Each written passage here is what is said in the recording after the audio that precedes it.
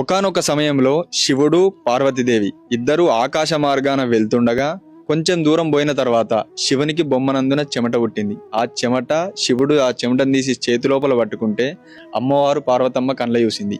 ఈ చెమటను గనుక నువ్వు గుట్ట మీద వారెత్తే గుట్టలు కాలిపోతాయి, చెట్ల మీద వారెత్తే చెట్లు కాలిపోతాయి, పుట్ట మీద వారెత్తే పుట్టలు కాలిపోతాయి, దాన్ని అట్లనే చేతిలో పట్టుకో, ఇది ఎక్కడేసినా బగ్గున మండి జగ్గున మెరుస్తుంది అని ఈ పార్వతమ్మ చెప్పింది. పోతా ఉంటే ఈ శివుడు పార్వతి పోయే తొవ్వ లోపల సాగరాలు అంటే సముద్రాలు కనిపించినాయి. ఆ సముద్రాలు కనిపించినాక ఈ అమ్మవారు పార్వతమ్మ ఆ చెమటను తీసి సముద్రం లోపల ఏమన్నది.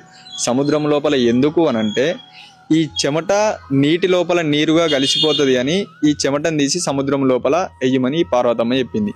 అప్పుడు ఈ శివశంకరుడు ఆ చేతులున్న చెమట బిందువును ఈ సాగరాలల్లా సముద్రము లోపల వేసిండు. సముద్రము లోపల వేసినప్పుడు ఈ చెమట బిందువు అనేది సముద్రము లోపల గలవక జగ జగ జగ జగ మెరుసుకుంటున్నది. జగ జగ జగ జగ మెరుసుకుంటూ వస్తున్నప్పుడు అదే సముద్రము లోపల ఉన్నటువంటి మత్స్య కండ్ల చూసింది. మత్స్య అంటే చాప కండ్ల చూసి ఏదో మెరుసుకుంటూ వస్తున్నది, ఇది ఏదో పండు కావచ్చు ఫలము కావచ్చు అని ఈ చాప ఆ చెమట బిందువును మింగింది. చెమట బిందువును మింగే వరకల్లా ఆ చాప ఎగిసి ఎగిసి ఎగిసి పడుకుంటా ఆ చాపకు ఆ చెమట బిందువు అనేది గర్భం లోపల అరుగుతలేదు. అరగాక ఎగిసి ఎగిసి ఎగిసి పడి ఆ చాప గడ్డ మీదకి వస్తే ఆ చాపను ఒక కప్ప కళ్ళ చూసి కప్ప చాపను తిన్నది. ఆ కప్ప చాపను తింటే ఆ చాప అరిగింది, కానీ చాప లోపల ఉన్నటువంటి ఆ చెమట బిందువు ఆ కప్ప కరగలేదు. కప్ప కరగక కప్ప గంతులేస్తా ఉంటే ఆ సాగర ఒడ్డు మీద ఉన్నటువంటి నాగశేషుడు ఆ కప్పను కళ్ళ చూసిండు. కప్పను కళ్ళ చూసి ఆ నాగశేషుడు ఆ కప్పను మింగితే ఆ నాగశేషునికి తిన్న కప్ప అరిగింది, కానీ కడుపు లోపల ఉన్నటువంటి ఆ చెమట బిందు అరగలేదు. నాగశేషుడు ఆ పుట్ట లోపలికి బండుకుండానికి బొర్రుకుంటా పోయి ఆ పుట్ట లోపల వండుకున్నాడు. పుట్టల వండుకున్నప్పుడు ఆ చెమట బిందువు ఆ కడుపు లోపల అండము లోపల పిండంగా మారి ఆ అండము లోపల పిండంగా ఉన్న ఆ చెమట బిందువు ఇంత ఇంత ఇంత ఇంత పొద్దులు గడిచి 9 గడియలు గడిచిపోయినాయి. 9 గడియల్లా ఆ పొట్ట లోపల ఉన్నటువంటి ఆ అన్నం లోపల ఉన్నటువంటి పిండం బయటపడే సమయం ఆసన్నమైంది. ఆ పిండం ఎట్లా బయటపడ్డది, ఎవరు పుట్టిరు, దీని తర్వాత ఏం జరిగిందో నెక్స్ట్ వీడియోలో చూద్దాం. జై రేణుకామాత.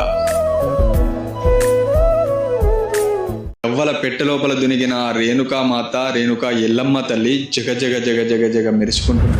ఈ కడుపు లోపల ఉన్నటువంటి ఆ చెమట బిందువు ఆ పుట్టలకెళ్ళి మొట్టమొదలు గవ్వల పెట్టె పుట్టింది. ఆ గవ్వల పెట్టె లోపల ఈ రేణుకామాత పొట్టను పలగజేరి ఆ పొట్టలకెళ్ళి ఎగిసొచ్చి ఆ గవ్వల పెట్టె లోపల దునికింది.